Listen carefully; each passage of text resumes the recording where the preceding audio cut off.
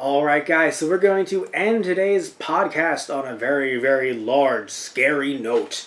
So the Godzilla experience is coming to Osaka VR Zone. What does that mean? Get out of the zone! Get out of the zone! So apparently, there's going to be Godzilla virtual reality, and I love how, looking at the women there, they're like, oh wow, that's so cool. Like, meet that, meet that. It's like, no, I am absolutely terrified.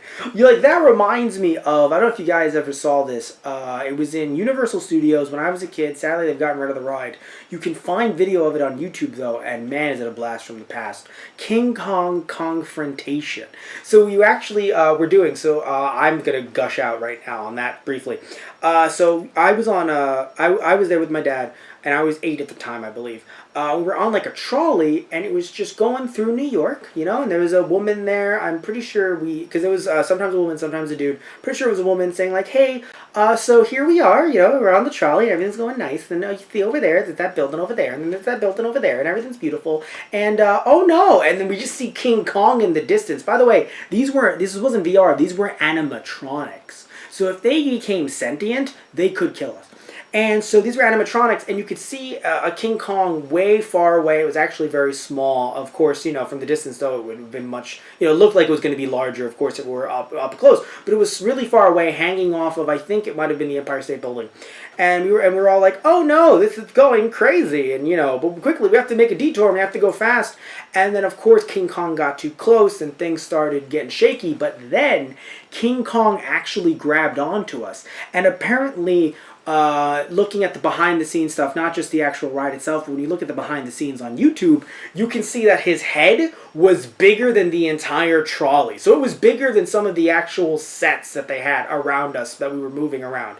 So it was a giant King Kong head with a giant King Kong arm breathing on us. They actually had the hot breath coming out, breathing on us, looking at us like humans. And that was intense. Just King Kong getting closer. I think we actually ended up getting close to a bridge that was ended up, I don't know which bridge, maybe probably George Washington, that was just getting crushed. And it was intense, right? So in this case, having Godzilla VR seems absolutely terrifying. Not the biggest fan of VR myself, at least when it comes to VR gaming. I do want to take a bigger look into the ramifications to my eyes, which already aren't good, before I actually get into VR. But still, I'm freaking out. I'm freaking out. Oh, and apparently Bandai Namco to the rescue here, making scary VR.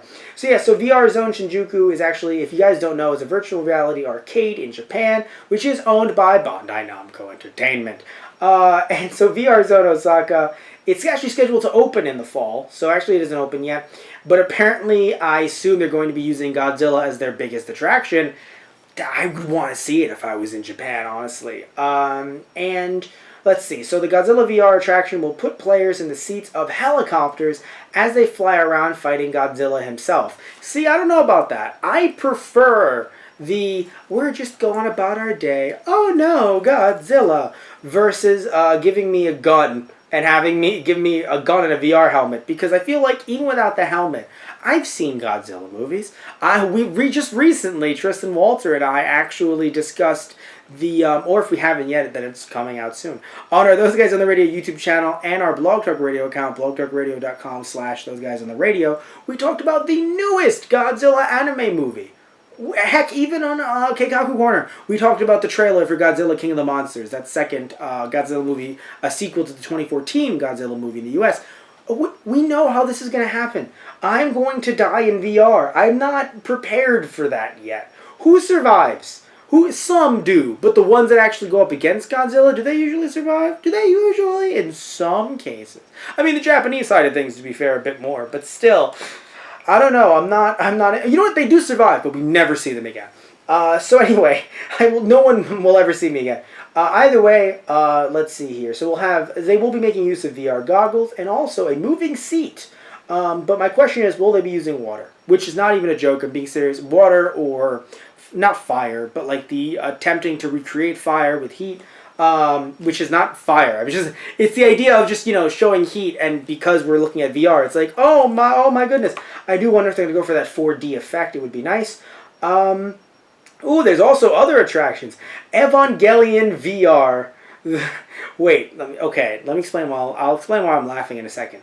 And not the name. It's called Evangelion VR: The Tamashi no Za Boso, which is Evangelion VR: The Soul Seat Runaway. The reason why it makes me laugh is because I don't imagine myself actually getting into an Eva at all. I just imagine it's Shinji's dad, just Gendo, just yelling at me like, "Get in the robot," and just making me feel really inadequate. Like, I wonder if it's just that for like 20 minutes. Also, they'll be having Gundam Unicorn VR Crash, Sky High Dive, Mass Destruction VR Shooting, Galaga Fever, hey, Dragon Quest VR, oh, the Dragon Ball VR, Secret Kamehameha, that's coming there? Well, I'm going to Japan. Tristan, you're not watching this, but I'm going to tell you to. We're going to Japan. We're saving up money. I need to play Dragon Ball VR Super Kamehameha. I heard about this. I didn't know if it was going to be coming out anywhere. Oh my god, I need this. Whew. I need to play this. Tell me what you think, though, in the comment section below, because I think I need it. What about you?